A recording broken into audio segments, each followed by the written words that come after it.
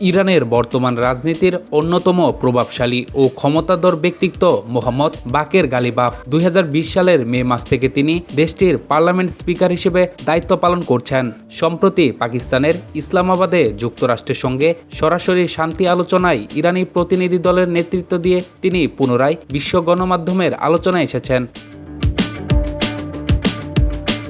1961 সালে জন্ম নেওয়া গালিবাফ একজন কট্টর রক্ষণশীল রাজনীতিবিদ। তার রাজনৈতিক জীবনের মূলে রয়েছে সামরিক অভিজ্ঞতা।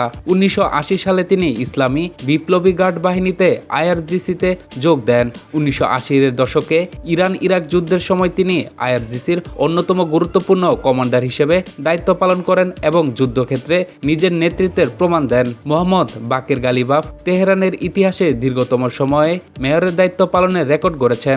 2005 সাল থেকে টানা 12 বছর তিনি এই পদে আসীন ছিলেন।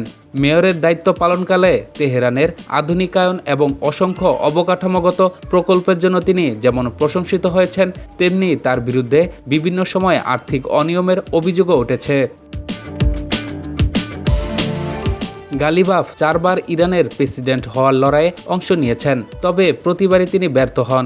2005 সালের নির্বাচনে তিনি চতুর্থ এবং 2013 সালে দ্বিতীয় স্থান অর্জন করেন। 2017 সালে নির্বাচনের আগ মুহূর্তে তিনি নিজের প্রার্থিতা প্রত্যাহার করে নেন। সর্বশেষ 2024 সালের আগাম নির্বাচনে অংশ নিয়ে তিনি তৃতীয় স্থান লাভ করেন। গত 28 ফেব্রুয়ারি যুদ্ধ শুরু হওয়ার পর থেকে ইরান জুড়ে ইন্টারনেট সংযোগ বিচ্ছিন্ন রয়েছে।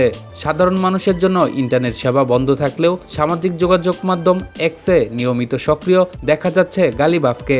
ইসলামাবাদ আলোচনার ব্যর্থতার দায় যুক্তরাষ্ট্রের উপর চাপিয়ে সম্প্রতি তিনি এক্সে নিজের প্রতিক্রিয়া জানিয়েছেন। তবে শুধু গালিবাফ নন, দেশ জুড়ে ইন্টারনেট সংযোগ বিচ্ছিন্ন থাকলেও ইরানের শীর্ষ সব নেতা সামাজিক যোগাযোগ মাধ্যমে সক্রিয় আছেন।